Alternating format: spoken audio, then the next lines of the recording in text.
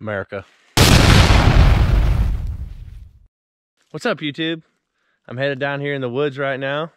Rode the four-wheeler down here. I don't know if you can see it over there. And I just realized I think it's starting to run out of gas, which isn't that big a problem, but you know, there's reserve. But and it's a cold day, but somebody seen some mushrooms yesterday, and I figure they don't just shrivel up and disappear. So if they're out here and it's cold, need to get them now. May not be any, we'll see. It's pretty nice out here, almost kind of my own little secret Narnia.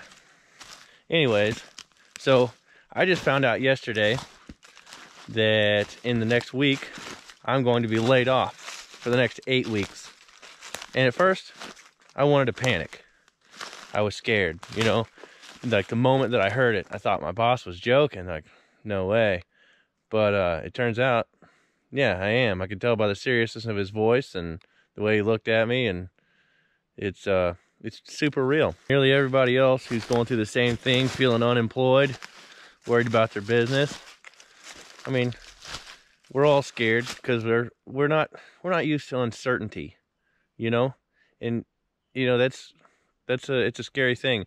We're used to being able to get on our phone or whatever we got, our computer, or just anything, and somebody says something or asks a question, you can look it up and feel like a genius about it. And now, well, it's a wait and see deal. That's how the world used to be all the time. The older generation used to handle stuff like this all the time, you know?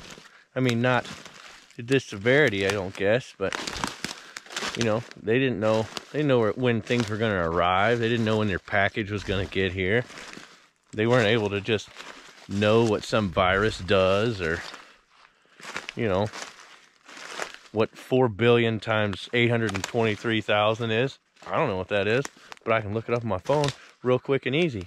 And then I don't have to worry about it. I guess my point is, we need to have a little bit of patience. We all need to chill out and go home.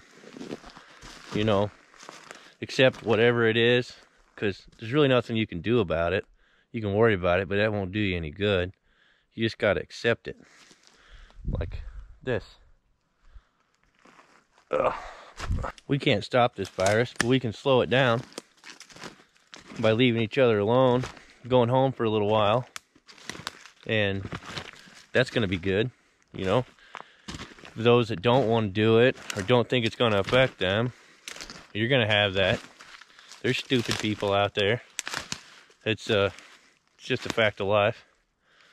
But if most of us can do the right thing, we can slow it down. Maybe they can come up with a way to save everybody's life and make this go away. But if we all go out and touch each other, it's gonna make it worse, and they're not gonna have any way for the hospitals to take care of all the people, and we're gonna be another Italy before you know it. I hear a lot of people saying they're gonna go out and get another job because, well, that's what we all feel like we need to do. We all feel like, well, we work, and that's how we pay our bills. That's how we have all these things. And there's not other jobs. This is everybody. It's not just you. You're not the only person. It's not like, oh, now I'm screwed and I'm going to lose my house and lose everything that I own, and we're going to starve to death. It's everybody. But since it's everybody, I don't think we're all going to lose our homes. I don't think we're going to lose everything that we have. And I don't think we're going to starve to death. You know? We survived before with a lot less. Way less. Like a wagon and some flour. So if we can't survive this, you know, that's ridiculous. So I guess my point is, we're going to survive it.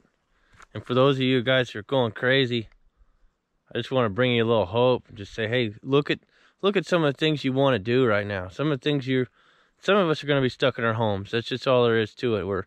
Some of us live in the city, and that's just the way things are going to be. It's not the end of the world. It's not that fun, but it's that or get sick. So, you know, stay home. And for those of us that can do things, think about the things that we've always wanted to do. You may have wanted to write a book. Maybe you wanted to build something. For those people that do have some land, you know, or a place to be away from other people, shoot, you can work in your yard if you live in town. If you live in an apartment, I guess that's going to be difficult, and I understand that. But think about the things you always wanted to do. Think about the fact that, I'm going to have to duck here. Think about the fact that you always got to go to work. You got to go to work every day. Most people work from the day they start working until the day they die. I love the people that I work for, and I love the people that I work with. But I can't explain to you how much, after like 18 years of working every day of my life, a break would be nice. Granted, I'm not going to go to Disney World. I'm not going to go to, you know, nobody's going to Disney World, or a big amusement park, or on a big vacation, or a cruise, because we've seen how that goes. But if there's things that you can do, things that you want to do, stuff that you're sitting at work going, man, I wish I was at home so I could do this. Do those things, man. This is your moment to live free. Like, try and take the best out of a bad situation. Make lemonade or whatever. I don't really like lemonade. It gives me heartburn. But I really like the way it tastes. Anyways, just try and think on the positive side, because it ain't over. It's far from over. And I mean us as people, as Americans, it's far from over. We're gonna make it. We're resilient. You know, I believe in you. That's what I've grown up believing my whole life, that America can do anything. And honestly, it's been super divided. It's been terrible. It's just been an absolute crap show. Our government. And hopefully everybody's going to pull together and save each other's lives. And maybe we'll be better on the other side, you know? Might be fantastic. I hope we all do better than I'm doing looking for mushrooms. One, I'm not looking very hard because, well, I'm talking to you. And two, I don't really think there's going to be a lot of them out. But man, if they are, boy, would I be excited. I'm excited about turkey season. Instead of having to start in the morning and sit there for just a little bit and hear some birds gobble and then have to leave and go to work really fast and not shoot one, I'm gonna be able to spend the whole day hunting. That's gonna work out for a lot of people. I'm excited to be out here mushroom hunting. All the things that I wish that I could do when I'm at work, things I want to do with my family, that I want to do for myself, things that I want to accomplish. If it's something that I can afford, I'm going to do it. I don't have just a whole lot of money or anything. It's not like I can just go buy a bunch of diesel fuel and just start farming my heart out. But there's things that I'd like to do, and I'm going to do them if I can, if it's not, you know, ridiculously outrageous. And I'm challenging you guys to do the same. You can, there's a lot you can do, and this is your moment. This is your chance. For those of you who are staying home, for those of you who can't go out, it's not hell. It is, it's a blessing, because most people don't get this. Most people, when they get a break like this, they're either fired, severely injured, or sick, and we have the opportunity to stay home without it, and do some things that we want to do. So stop looking at this as the worst thing in the world, as the end of the world, as the end of your life, and look at it as an opportunity. Take all the positive you can out of it. I basically figured that I was going to be 70 years old whenever I had this much time to do what I want to do. And granted, I may end up sick at some point or not. And there's nothing, I can try and fight it, but at some point it may or may not happen.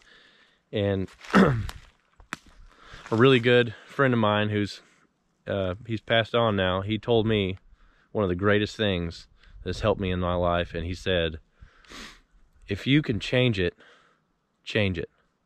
And if you can't, let it go. It doesn't do any good to worry. Worrying doesn't do anything. It won't help you. And if you'll check it out, Jesus says exactly the same thing in a little different way. But worrying is worthless. So try and be positive. Get out and enjoy nature, and stay away from each other. And as always, remember to pound that like button and subscribe. And guys, stay positive. We're gonna make it. God bless. Check you later. Ignorant deer pooping all over my woods. And for those of you who bought up all the toilet paper and you're hoarding it in your back room, I hope it chafes your butts and you get some gnarly rash. Stay positive. I can't remember what else I was gonna say. I think I've probably said that too many times.